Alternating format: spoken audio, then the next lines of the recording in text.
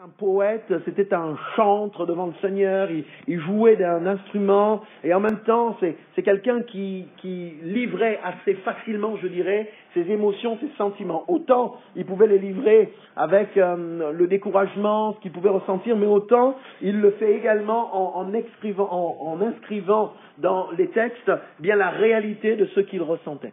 Et moi ce que je voudrais, c'est ce matin nous interpeller sur certains aspects qu'il met en évidence ici. On le lit à partir du verset premier. Il est écrit ceci, je lis dans la version Louis II, il est écrit au chef des chantres de David, psaume. Éternel, tu me sondes et tu me connais. Tu sais quand je m'assieds et tu sais quand je me lève. Tu pénètres de loin ma pensée, tu sais quand je marche et quand je me couche. Et tu pénètres toutes mes voies. Car la parole n'est pas sur ma langue, que déjà, ô Éternel, tu la connais entièrement. Tu m'entoures par derrière et par devant, et tu mets ta main sur moi. Une science aussi merveilleuse est au-dessus de ma portée, elle est trop élevée pour que je puisse la saisir. Où irai-je loin de ton esprit? Et où fuirai-je loin de ta face? Si je monte aux cieux, tu y es. Si je me couche au séjour des morts, te voilà. Si je prends les ailes de l'aurore et que j'aille habiter à l'extrémité de la mer, là aussi ta main me conduira et ta droite me saisira. Si je dis, au moins les ténèbres me couvriront, la nuit devient lumière autour de moi. Même les ténèbres ne sont pas obscures pour toi. La nuit brille comme le jour et les ténèbres comme la lumière. C'est toi qui as formé mes reins, qui m'as tissé dans le sein de ma mère. Je te loue de ce que je suis une créature si merveilleuse. Tes œuvres sont admirables, et mon âme le reconnaît bien. Mon corps n'était point caché devant toi, lorsque j'ai été fait dans un lieu secret, tissé dans les profondeurs de la terre. Quand je n'étais qu'une masse informe, tes yeux me voyaient, et sur ton livre étaient tous inscrits les jours qui m'étaient destinés, avant qu'aucun d'eux existe. Que tes pensées, ô Dieu, me semblent impénétrables, que le nombre en est grand. Si je les compte, elles sont plus nombreuses que les grains du sable. Je m'éveille et je suis encore avec toi. Alléluia. Vous pourrez lire la suite de ce psaume, les quelques versets qui restent tranquillement chez vous à la maison. David, dans ce qu'il exprime ici, nous interpelle au sujet de la pleine connaissance de Dieu à notre sujet. Dans l'évangile de Jean, on le lira dans quelques instants, le Seigneur va appuyer cette vérité-là. Mais David, dans l'Ancien Testament, chante ce cantique. Il l'exprime au chef des chantres. Il chante. Il exprime là quelque chose qui l'a interpellé, quelque chose qui l'a marqué. Et ce qui l'a marqué, c'est le fait qu'il a cette révélation, cette pleine conscience que Dieu le connaît, et le connaît parfaitement, le connaît profondément. Ce matin, mes frères et sœurs, je voudrais nous interpeller sur cette réalité-là. Le Seigneur peut nous toucher parce qu'il nous connaît mieux que nous-mêmes. Le Seigneur peut agir dans nos vies parce qu'il connaît chacun de nos pas et chacune de nos vies. Il nous connaît profondément. Et David, pour être très concret dans ce qu'il exprime ici, va vraiment donner des exemples très clairs, très précis. Il dit, quand je m'assieds, quand je me lève, Seigneur, tu le sais déjà. Il dit, je marche et quand je me couche, tu connais, Seigneur, toutes ces choses-là. La parole n'est pas encore sur ma bouche. Je n'ai pas encore commencé à m'exprimer que déjà, tu connais ce que je vais dire. C'est extraordinaire de voir ici cette description que fait David d'un Dieu qui est omniscient, omnipotent, omniprésent, c'est-à-dire qui peut tout, qui sait tout, qui est partout. D'un Dieu qui pénètre de loin, comme il dit ici, notre pensée, qui pénètre de loin notre pensée. Quand le Seigneur parle à Job, il lui parle de choses impénétrables, des choses que Job n'imagine pas, des choses qu'il ne pouvait même pas, auxquelles il n'aurait même pas pu penser. Et voyez-vous, le Seigneur nous connaît, mes frères et sœurs, jusqu'au plus profond de ce que nous sommes, jusqu'aux fibres les plus intimes, les plus infimes de notre personne. Il connaît le plus profond de ce que nous sommes dans notre cellule, la plus première, la primitive, la toute première cellule qui a fait que vous êtes ce que vous êtes. Au moment où vous avez été formé dans le sein de votre maman, Dieu la connaissait déjà. Et c'est ce qu'il nous dit dans ce texte avant même que je ne sois formé dans le sein de ma mère. Il dit, alors que je n'étais qu'une masse informe. David a une révélation extraordinaire, puisque la médecine n'est pas encore développée. Mais le Saint-Esprit lui révèle que dans le sein maternel, dans la matrice, eh bien, l'être humain qui se forme est encore complètement informe. Et il nous dit, Seigneur, déjà là, tu me connaissais. Je ne sais pas s'il y a, et je crois que la réponse est très claire, il n'y a pas de connaissance plus intime que celle-ci. Il n'y a pas quelque chose de plus grand et de plus profond que cela. Mes frères et sœurs, laissons-nous interpeller par cette première vérité. Laissons-nous marquer par cette réalité. Qu'est-il dans ta vie que Dieu ignore? Y a-t-il un aspect, y a-t-il une parcelle de ton existence que le Seigneur Jésus puisse ignorer? Non. Le texte nous le rappelle et insiste là-dessus. Alors David dit, mais si je fuyais à l'extrémité de la terre, si je vais me cacher au milieu de l'obscurité, il dit, mais même là, Seigneur, même là, bien tes yeux me voient, tu me connais. En fait, nous devons, à travers cette première vérité, nous approprier la profonde relation donc dont nous pouvons profiter, jouir de la part de notre Seigneur Jésus-Christ. Nous pouvons, à travers ce premier élément, ici, de la connaissance parfaite de Dieu, de qui nous sommes, nous pouvons donc pleinement, nous en saisir et nous dire, Seigneur, finalement, il y a des choses que je ne sais pas à mon sujet, mais que toi tu sais. Il y a des choses que j'ignore au sujet de mon existence, au sujet de ma vie, mais toi, Seigneur, tu les connais. Toi, tu les vois et tu ne les ignores pas. Dans l'évangile de Jean, je voudrais lire avec vous ce texte que je citais tout à l'heure, dans l'évangile de Jean, au chapitre 2, le Seigneur Jésus réaffirme cette même réalité. Enfin, l'évangéliste Jean rapporte cette réalité-là, et je voudrais le lire à partir du verset 23, Jean chapitre 2, verset 23. Pendant que Jésus était à Jérusalem à la fête de Pâques, plusieurs crurent en son nom, voyant les miracles qu'il faisait. Mais Jésus ne se fiait point à eux, parce qu'il les connaissait tous, et parce qu'il n'avait pas besoin qu'on lui rende témoignage d'aucun homme, car il savait lui-même ce qui était dans l'homme. Il n'avait pas besoin qu'on lui rende témoignage d'aucun homme. Ça veut dire que Jésus n'avait pas besoin qu'on lui dise « Ah, mais tu vois, celui-ci, il est comme ci, il est comme ça ». Le Seigneur Jésus n'avait pas besoin qu'on lui dise « Ah, tu as vu cet homme, il fait ci, il fait ça ». Il n'avait pas besoin qu'on lui dise « Tu vois, cette femme, elle est comme cela, elle est mariée, pas mariée, elle a un enfant, pas d'enfant ». Le Seigneur n'avait pas besoin qu'on lui dise « Oui, tu vois, celui-là, il travaille à tel endroit, il a telle activité, telle occupation ». Il n'avait pas besoin qu'on lui rende témoignage d'aucun homme, parce qu'il savait lui-même, nous dit l'Écriture, ce qui était au-dedans de l'homme. Le Nouveau Testament, donc, vient appuyer cette réalité d'un Dieu qui sait tout, d'un Dieu qui voit tout, et d'un Dieu qui pénètre profondément notre âme. Alors, vous me direz, mais cette réalité-là, oui, nous la connaissons, nous la savons, c'est vrai. Mais mes frères et sœurs, imprégnons-nous de cette réalité-là. Et imprégnons-nous du fait que notre existence dans toute son entièreté, ce que nous sommes, ce qui fait ce que nous sommes, ce qui fait votre personne, vos désirs, vos besoins, vos attentes, vos peurs, vos espoirs, vos larmes, votre désespoir, vos craintes, vos rêves, tout ce qui fait ce que vous êtes, tout ce qui fait ce que nous sommes, Dieu le sait profondément.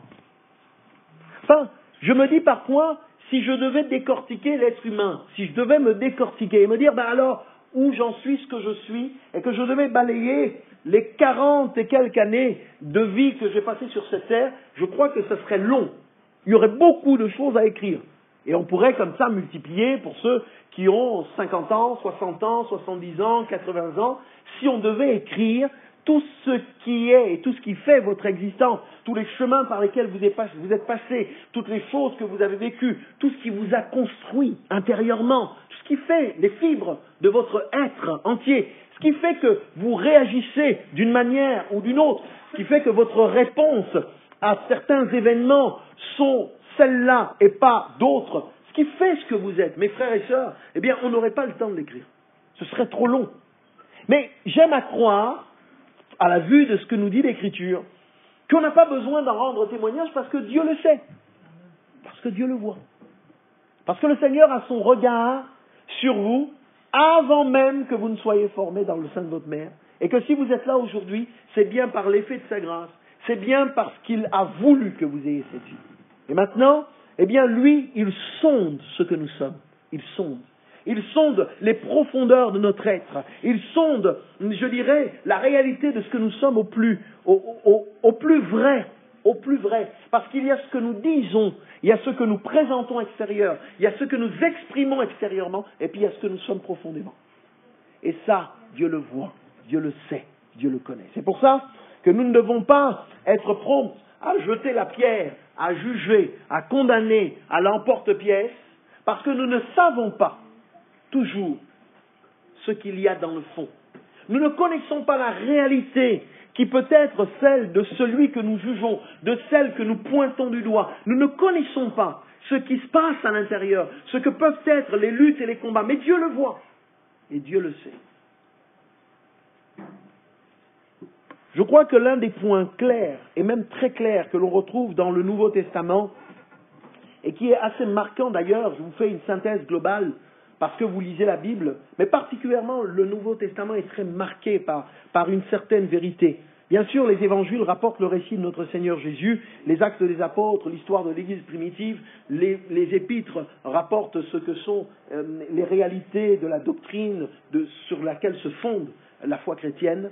Mais je dirais qu'une chose, un point très clair ressort de l'ensemble des Écritures, notamment dans le Nouveau Testament, c'est la continuité de l'œuvre de Jésus-Christ. La continuité de l'œuvre de Jésus-Christ. Charnellement parlant, non, parce que le Seigneur est monté dans le ciel. Mais, mes frères et sœurs, la réalité que nous avons ici et qui est décrite dans l'Évangile, les Actes des Apôtres, les Épîtres, jusqu'au livre de l'Apocalypse, c'est la continuité de l'œuvre de Jésus. Il est venu sur cette terre, il a marché parmi les hommes, il nous a sauvés, mais le Seigneur n'a pas laissé cette œuvre orpheline. Il n'a pas laissé cette œuvre, vous savez, comme quelqu'un qui aurait commencé à travailler une œuvre, faire un gâteau par exemple, et qui, parce qu'il serait pris, dit « Ah mais bon, je m'en occuperai plus tard ». C'est pas comme s'il avait commencé à bâtir ou à monter un meuble et dire « Ah non, non, je n'ai plus le temps, j'y reviendrai, et un mois plus tard, j'y reviendrai ». Non, la réalité dont la Bible nous parle et dont le Nouveau Testament est profondément marqué, c'est que le Seigneur Jésus est encore en train d'agir aujourd'hui, 2000 ans après son enlèvement dans le ciel, il est encore en train d'agir, et il agit particulièrement au travers de celle qu'il a rachetée à grand prix, l'Église. Comprenez ce qui se passe ici. Dieu nous connaît. Retenez cette première vérité. Il nous connaît profondément. Il sait exactement qui nous sommes. Mais j'aimerais aller sur ce deuxième point et revenir tout à l'heure sur le premier point dont je vous parle ici pour que vous saisissiez la pensée du Seigneur ce matin.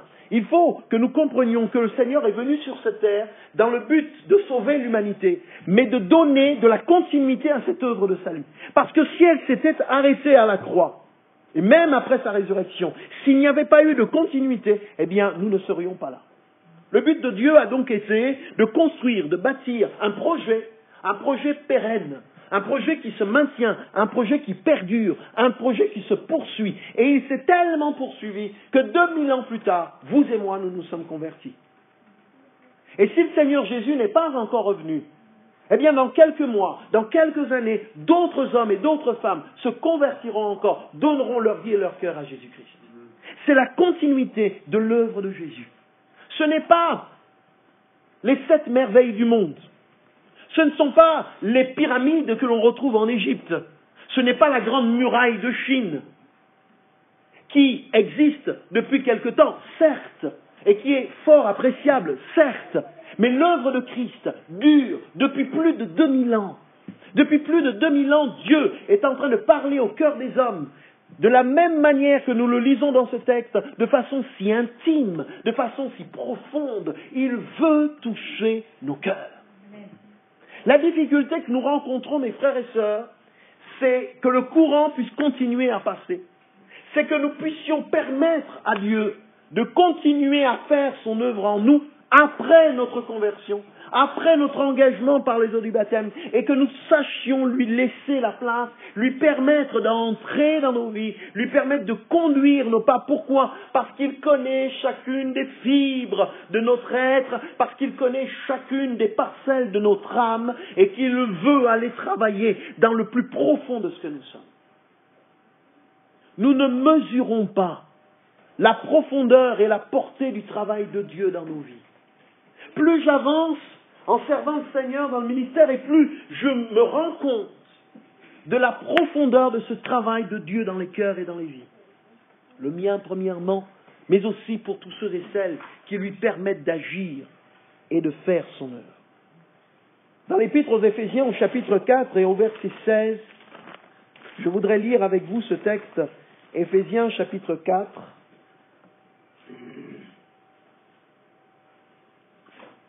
Je lis ici au verset 16, parlant de Christ, parlant de Jésus, il est dit ceci, c'est de lui, et grâce à tous les liens de son assistance, que tout le corps, bien coordonné, et formant un solide assemblage, tire son accroissement selon la force qui convient à chacune de ses parties, et s'édifie lui-même dans l'amour. Alléluia. Peut-être dans votre version, il est parlé de charité, mais ce n'est pas charité au sens de l'aumône, mais plutôt charité au sens de l'amour. Qu'est-il dit dans ce texte?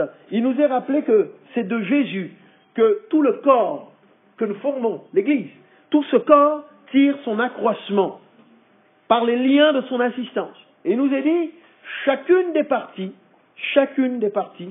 eh bien, va recevoir la force qui lui convient. Nous formons tous un corps, et nous sommes tous une petite partie de ce corps en Christ, ce corps de Christ, et la Bible nous dit que chacune de ces parties a besoin de force. Chacune de ces parties a besoin de force.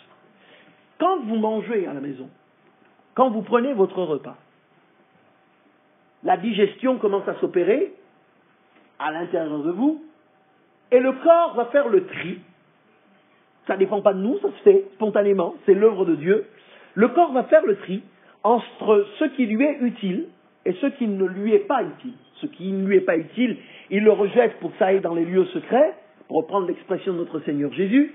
Mais ce qui est utile, le corps va le travailler, il va le rendre acceptable, il va le rendre plus que liquide, mais il va lui donner la forme qui va permettre à chacune des parties de votre corps de recevoir les nutriments qui vont lui permettre de se développer. En passant par le sang, eh bien, tous les éléments nutritifs, le sang circule partout, et en réalité, il apporte tout ce dont votre corps a besoin. Chacune donc des parties de votre corps, à vous, est alimentée, régénérée, et nourrie, fortifiée à travers ce que vous prenez.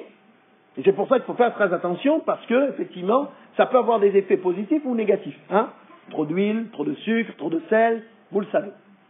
Et en fait, je vous dis tout cela pourquoi? Parce que la Bible nous dit que le corps a besoin, chaque partie a besoin de force. Dieu qui nous connaît le plus profondément possible, Dieu qui sait qui nous sommes, il veut donner à chacun de nous la force dont il a besoin. Le Seigneur veut nous communiquer à chacun d'entre nous les éléments qui vont venir encourager notre âme.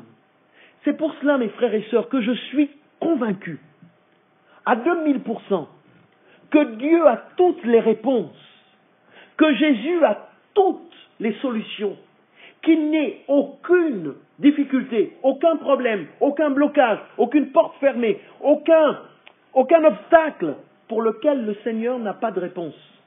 Ça n'existe pas. Parce qu'il veut nous communiquer ce dont nous avons besoin. Maintenant, c'est une chose que Dieu veuille nous communiquer ce qui est nécessaire, c'est autre chose, et ça c'est de notre côté, que de l'accepter. Parce que de la part de Dieu, il n'y aura aucune faille. Il n'y aura aucune défaillance. Le Seigneur voudra nous donner ce qui convient. Je ne dis pas ce que je voudrais, mais je dis ce qui convient, ce que Dieu nous donnera. Il est dit ici, ce qui convient à chacune des parties. Ça veut dire que le Seigneur qui nous connaît va voir peut-être certains aspects de notre vie. Et il dit, mon enfant, là, Alors, on l'entendra peut-être pas comme ça, mais Dieu travaille, le Seigneur travaille. Et je dirais l'élément fort au travers duquel il travaille dans nos vies, c'est le Saint-Esprit. C'est le Saint-Esprit. Rappelez-vous ce texte de Jean, chapitre 16, quand le Seigneur dit « L'Esprit de vérité, je ne vous laisserai pas orphelin. » Il veut donner de la continuité à son œuvre. « Je ne vous laisse pas orphelin. Je m'en vais, mais je vous envoie le Paraclète. » Paraclétos, en grec, le consolateur, l'avocat. Lui, il va vous conduire dans toute la vérité. Et je crois que finalement, le travail de Dieu, à travers le Saint-Esprit dans nos vies, consiste, comme nous le dit le Seigneur lui-même, il prendra de ce qui est à Jésus et il nous le donnera. Et ce que le Seigneur voulait dire à ses disciples, il dit, mais j'ai encore beaucoup de choses à vous dire, mais vous ne pouvez pas les porter. Mes frères et sœurs, qu'est-ce qui fait que nous avons parfois peu de patience? Mes frères et sœurs, qu'est-ce qui fait que ton âme est souvent sujette à la tristesse? Qu'est-ce qui fait, mon frère, ma sœur, que tu as peut-être une certaine fragilité intérieure? Peut-être que les autres ne le voient pas, ne le savent pas. Mais qu'est-ce qui fait qu'au plus profond de toi, tu es peut-être hanté par des peurs, par des craintes? Qu'est-ce qui fait, mon frère, ma sœur, que sans le dire, mais quand tu en parles au Seigneur, tu lui dis, Seigneur, j'aurais du mal si tu attends de moi plus, je ne saurais pas le faire. Qu'est-ce qui fait qu'il peut y avoir au plus profond de nous certains bastions qui sont comme des blocages, un petit peu comme des murailles de Jéricho, qui ont du mal à passer? Qu'est-ce qui fait, quand tu entends la parole de Dieu, quand tu lis la Bible, qu'il y a des choses sur lesquelles tu butes, sur lesquelles tu bloques, et tu te dis, Seigneur, je sais que c'est ta parole, mais j'ai du mal. Mais moi, j'aimerais vous dire que, peu importe la raison, je sais une chose, Dieu, lui, le voit et Dieu le sait. Et il veut nous donner les forces dont nous avons besoin au plus profond de nous-mêmes, justement, pour nous aider à passer ces caps-là. Dans l'accompagnement que le Saint-Esprit met en œuvre pour nous et dans nos vies, il y a un travail que nous ne voyons pas, un travail que nous ne percevons pas toujours, mais un travail qui est réel. Le parcours de vie, les déceptions, l'éducation, la culture, les relations, tout cela, ça fonde ce que nous sommes. C'est ce qui fait de nous ce que nous sommes. Et quand nous marchons avec le Seigneur, eh bien nous avons besoin de le laisser travailler ce que nous sommes. Alors je vous rassure, c'est un travail qui prendra toute la vie. Mais ce que je voudrais dire ce matin, c'est que nous ne devons pas y faire obstacle. Nous devons lui permettre de le faire. Et la chose qui peut nous rassurer, c'est le psaume 139. Éternel, tu me sondes et tu me connais. Il ne veut pas nous faire du mal. Il veut travailler en nous. Pour quelle raison, me direz-vous? Matthieu 28 nous le rappelle. Vous connaissez ce texte. Le Seigneur dira aux apôtres qui ont marché avec lui, il rappellera cette parole forte qui, encore aujourd'hui, est pour nous un leitmotiv, un ordre de mission. Il dit ceci, en s'approchant de ses disciples, tout mon pouvoir m'a été donné dans le ciel et sur la terre. Allez, faites de toutes les nations des disciples, les baptisant au nom du Père, du Fils et du Saint-Esprit, et enseignez-leur à observer tout ce que je vous ai prescrit. Et voici, je suis avec vous tous les jours jusqu'à la fin du monde. Le Seigneur leur dira, allez, vous, les premiers qui avez cru en moi, qui avez compris l'essentiel, mais allez et faites de toutes les nations des disciples, faites-en des disciples, faites-en donc des élèves, des étudiants, des personnes qui apprennent, parce que c'est cela le sens finalement du disciple, c'est celui qui s'assoit et qui entend et qui écoute et qui apprend. Et je me suis dit finalement, Seigneur, n'est-ce pas ce que tu fais en nous, le sens même de ton action par le Saint-Esprit ne consiste-t-elle pas justement à travailler au plus profond de nous-mêmes pour que nous apprenions? Pour que nous apprenions. Mes frères et sœurs, apprendre avec le Seigneur est quelque chose de nécessaire, d'indispensable. Nous sommes disciples et donc le Seigneur a mis en place une certaine notion d'apprentissage. On a notre jeune frère qui est avec nous, qui fait le travail d'apprenti et en même temps il découvre le métier de boucher. Mais il apprend. Et s'il n'apprenait pas, il risquerait, de couper peut-être trop de viande ou de se faire du mal. Et le Seigneur veut nous apprendre. Mais il nous apprend. Quelqu'un qui apprend, c'est donc quelqu'un qui ne sait pas. Quelqu'un qui apprend, c'est donc quelqu'un qui ne connaît pas encore assez. Donc, on apprend. Et qu'est-ce que nous ne connaissons pas assez? Oui, nous ne connaissons pas assez beaucoup de choses, frères et sœurs. Beaucoup de choses. Beaucoup de choses au sujet de l'œuvre de Dieu, beaucoup de choses au sujet de l'action du Saint-Esprit, beaucoup de choses au sujet de la façon dont Dieu agit. Nous l'approchons de près, oui, nous aimons et cela. Seigneur, oui, c'est vrai, tu agis. Mais quand on avance avec Dieu, on apprend et on apprend des choses encore plus profondes. J'aimerais nous encourager, mes bien-aimés, dans le fait que laissons le Seigneur nous apprendre ce que nous ignorons, et j'ai envie de dire même ce que nous ignorons au sujet de nos propres vies.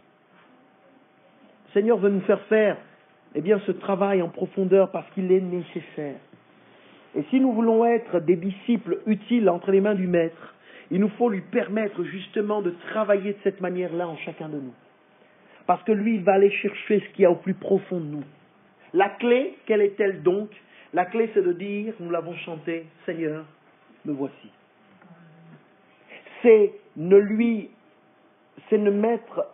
objecter aucun obstacle. C'est faire en sorte qu'il n'y ait dans notre cœur, dans notre volonté, dans notre décision, qu'il n'y ait rien qui empêche le Seigneur d'agir. Laissez-le entrer. Mais Seigneur, la pièce, elle n'est pas propre. Seigneur, je n'ai pas eu le temps d'arranger cet endroit-là dans ma vie. Laissez-le entrer, parce que lui, il vous donnera la force pour que vous puissiez être victorieux. Il vous donnera la force pour que vous puissiez, prendre le dessus, mais il faut le laisser entrer. Et ce travail-là, c'est un travail, mes frères et sœurs, qui nous incombe. Et dans le processus de la marche chrétienne, dans le processus de la vie chrétienne, je crois que c'est un aspect excessivement important. Laissons le Seigneur toucher nos vies. Laissons-le faire. Parce qu'il y a énormément de choses que le Seigneur veut travailler. Dans l'épître de Pierre, si je ne me trompe pas, il nous est dit, suivez avec vos pieds des voies, non c'est Hébreux, l'épître aux Hébreux, il nous est dit, suivez avec vos pieds des voies droites, afin que ce qui est boiteux ne dévie pas, mais plutôt se raffermisse. Hébreux, je crois que c'est le chapitre 12. Suivez avec vos pieds des voies droites, afin que ce qui est boiteux, mais quoi? Qu'est-ce qui est boiteux, Seigneur? Ce qui est boiteux en nous. Ce qui boite en nous. C'est quoi quelque chose qui boite, mes frères et sœurs? Boiter, c'est quelque chose qui n'est pas tout à fait droit. C'est ce qui a du mal à se raffermir. Le Seigneur nous dit, si vous marchez sur les voies droites que je trace avec vous, ce qui est boiteux en vous ne va pas dévier davantage, mais ça va plutôt se raffermir. Et pour permettre à Dieu, mes frères et sœurs, d'agir ainsi, il nous faut nous soumettre à lui et le laisser travailler. Mais j'ai confiance, parce que je sais que le Seigneur nous connaît. Parce que de loin, il pénètre notre pensée. Et que tout ce qui fait ce que nous sommes, c'est Dieu qui le permet. Mais parfois, nous avons des tas de choses qui se sont cumulées assis. Et c'est pour ça que le Seigneur nous dit, deviens mon disciple. Je vais travailler dans ta vie. Alors permettons au Seigneur de travailler dans nos vies. On va s'incliner dans la prière ce matin. Et demander à Dieu ce matin de poser sa bonne main sur nos vies. Nous avons besoin, frères et sœurs, de réaliser combien l'action du Saint-Esprit en nous est une action profonde. Il n'y a aucun aspect de ta vie que notre Seigneur Jésus-Christ ne veuille façonner. Et il faut lui permettre de le faire. Peut-être que parfois nous nous agrippons à certaines choses. Parfois nous nous agrippons aussi à certaines blessures. Hey, ça m'a fait mal. J'ai été blessé d'avoir vécu telle ou telle situation. Ça nous blesse, ça nous fait du mal, mais en même temps, ça devient un peu comme notre drogue. Excusez-moi de le dire ainsi. Mais on va puiser dans cette souffrance. On va puiser dans cette peine. On va puiser dans cette blessure. On va puiser dans ce souvenir que l'on garde. Et il finit par prendre le dessus sur ce que le Seigneur veut faire. Et ce matin, je voudrais nous interpeller en vous disant, le Seigneur vous aime, il nous connaît, il te connaît. Et si toi tu n'arrives pas à démêler les choses, si toi tu n'arrives pas à défaire les choses, eh bien le Seigneur, lui, il est capable de le faire. Et on veut vraiment lui dire, Seigneur, on va reprendre ce cantique, me voici. On va le chanter comme une prière ce matin. Me voici, envoie-moi. Me voici. Une des paroles dit, façonne-moi. Je vous en supplie, appliquez votre attention, quelques minutes. Mais entrons en nous-mêmes. Oubliez le bruit qu'il y a à côté de vous. Oubliez ce qui se passe à côté, mon frère, ma sœur. Concentrez-vous sur ces paroles-là. Et demandez-vous, Seigneur, est-ce que ce n'est pas ce dont j'ai besoin ce matin? Me voici, Seigneur. Parle-moi. Façonne-moi. Fais ce que tu veux de moi. Alléluia. Oubliez qu'il y a quelqu'un à côté de vous. J'ai envie de dire, vous êtes seul ce matin dans votre chambre. Vous êtes un petit peu seul dans le secret de votre cœur. Et ce matin, nous sommes là devant le Seigneur. Et comme une prière collective, nous faisons nôtres les paroles de ce refrain. Mais derrière ces paroles, qu'est-ce que vous voulez dire à Dieu? Derrière ces paroles, qu'est-ce que cela fait remonter dans votre cœur? Derrière ces paroles, qu'est-ce que vous êtes en train de réaliser pour vos vies? Je vous en supplie, prenons ce moment au sérieux. Prenons ce temps vraiment. Et même si les musiciens sont en train de jouer, même si nous élevons notre voix, eh bien tous ensemble, moi le premier, moi y compris, eh bien je prends ces paroles et je sais ce qu'il y a à mettre derrière tout cela. Alléluia. Me voici, envoie-moi. Me voici, conduis-moi. Me voici, façonne-moi. Façonne-moi. Et fais ce que tu veux de moi.